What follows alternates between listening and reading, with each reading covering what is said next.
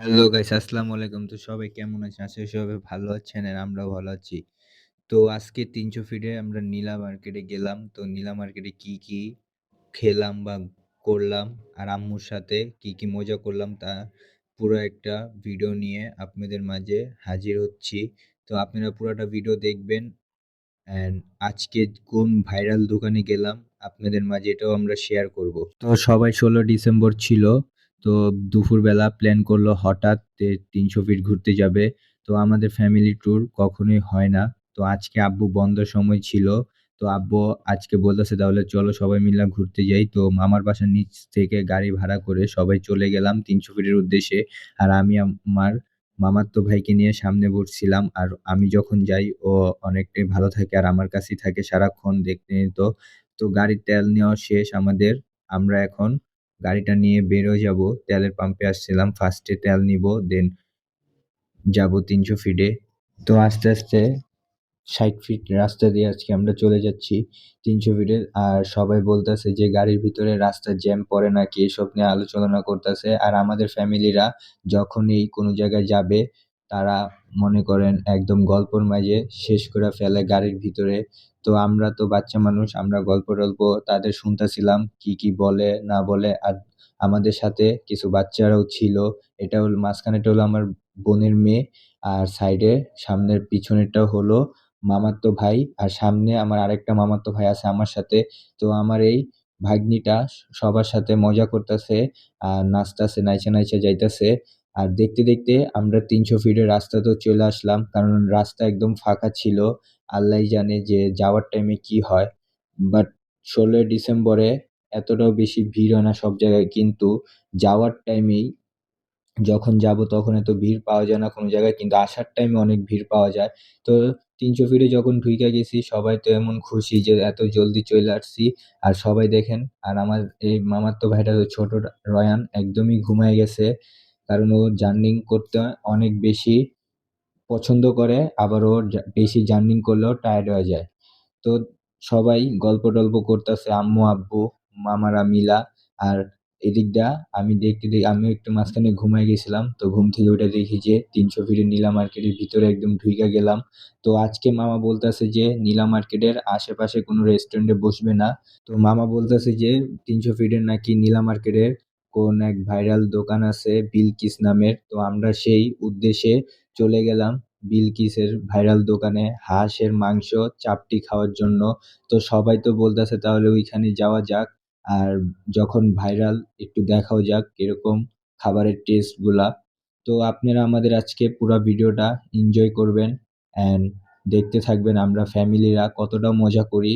Family সব একদম all family হলে, কারণ এখানে অল ফ্যামিলি নাই, মাত্র ৩ টা ফ্যামিলি, তাও অনেক বেশি মজা হইছে। এই যে আমরা দেখতেই একদম চলে আসলাম বিলকিসের এই ভাইরাল দোকানটাতে।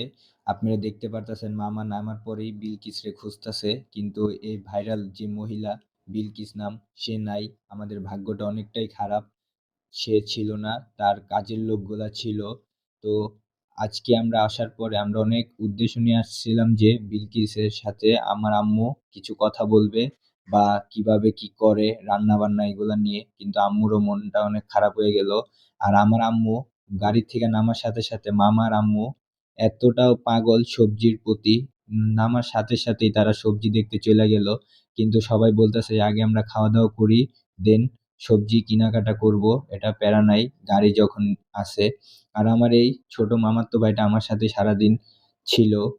তো এই দেখেন বিলকিস যে ভাইরাল দোকানটা সেটার ভিতরে আমরা ঢুকে গেলাম, কিন্তু বিলকিসটা আমরা পেলাম না। এটার জন্য সবার মনটা একটু খারাপ হয়ে গেল।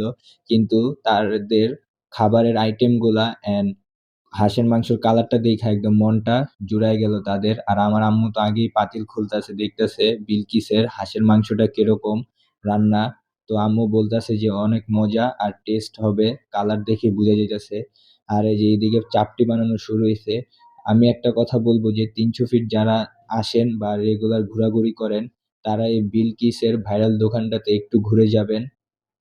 কারণ এই বিলকিসের ভাইরাল দোকানটা হয়তোবা ৩০০ ফিটের নীলা মার্কেটের উদ্দেশ্য হইছে। আর আমার আম্মু তো সাইডে চলে গেল যে আম্মু এই গ্রামের চুলাগুলার মতন দেইখা তো চাপটি বানানোর জন্য চলে গেল। তো ওই আন্টিকে বলতেছে যে আমাকেও কয়েকটা বানাবো, আমাকে একটু দেন। তো আন্টি বলতেছে যে আচ্ছা ঠিক আছে, আমি এগুলা বানাই নি, দেন আপনি বানান। আম্মু সব কাজ করতে অনেকটা পারদর্শী, আমরা ছোটকাল থেকেই দেখতাছি। আর আমাদের সব কাজিন এবং ভাইরা মিলা বাইরে দাঁড়ায় আছে আর কথা বলতেছি। তাদের ভিতরে কিছু লোক আছে, তারা বেরোলে আমরা ঢুকবো। আর আমার মামা তো আগে আইসা ভিডিও করা শুরু করে দিতেছে, কারণ মামার অনেকটা ইচ্ছা ছিল যে বিলকিসের দোকানে বসে খেয়ে এবং বিলকিসের সাথে আড্ডা দিয়ে পরে দিন উঠবে, কিন্তু তাকে তো আর পাওয়া গেল না। তো আপনারা দেখতে থাকেন আমরা কি কি আজকে আইটেম খাই আর কতটা মজা করি। তাহলে আপনাদের মাঝে আজকে এতটুকুই রাখলাম, এটা নেক্সট পার্ট 2 আসবে। আমরা কি কি খেলাম আর কতটা মজা করলাম, কারণ বেশি বড় লং ভিডিও হয়ে গেলে কেউ দেখতে চায় না আর কমেন্ট লাইক শেয়ারও করতে চায় না। তো আপনারা দেখতেছেন যে আমার আম্মু বইসা গেল চাপটি বানানোর জন্য। আর আম্মু এতটা ভালো পারে না তাদের মতন, তাও আম্মু ট্রাই করতেছে তাদের মতন বানাতে। আম্মু তো বাসায় আমরা চাপটি যখন খাই, আমরা তো মোটা করে খাই, আর তারা বেচা কেনার জন্য অনেক পাতলা করে চাপটি বানিয়ে দেয় সবাইকে। আর আম্মু যেগুলা চাপটি বানাইতেছে এগুলো আম্মুই খাবে এন্ড আমরাও খাবো, তার জন্য লোকেরা বলতেছে আমরা এত মোটা কইরা দেই না, আপনারা যখন এটা বানাইছেন তো আপনারাই খায়েন। তো আজকের ভিডিওতে এতটুকুই রাখি, এটা নেক্সট পার্ট নিয়ে আসবো, আর এটা হলো প্রথম পার্ট। তো সবাই ভালো থাকবেন, আল্লাহ হাফেজ।